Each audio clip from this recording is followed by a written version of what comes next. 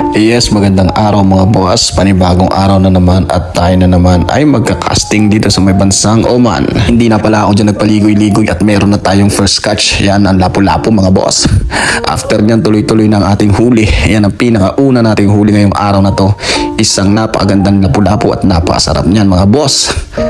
At eto na yung pangalawa natin. Same pa rin lapu-lapu. So target natin ngayon is lapu-lapu lahat sila. So kaya kung mapapansin nyo, ayan, pangalawang huli natin na lapu-lapu at pangatlong huli natin, same pa din, lapu-lapu. Kaya ang target natin talaga is lapu-lapu. So, lahat yan mga boss is good size ha. Nag-release tayo ng dalawa, hindi na natin pinakita kasi wala pa tayong action cam. So sa susunod meron na tayong action cam. Mas makikita nyo na kung paano tayo nagka-casting. At syempre ayan pa yung isa. Grabe yung mga patama natin dyan mga boss. Alam mo, veterano si Boss B.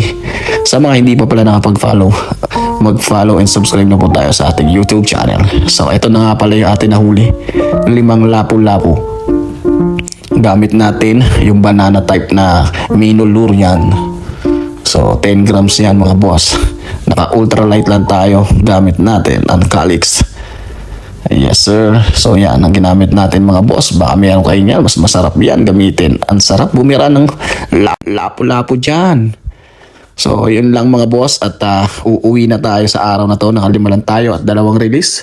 Sa susunod uli natin na casting mga boss. Maraming salamat sa inyo. Let's go!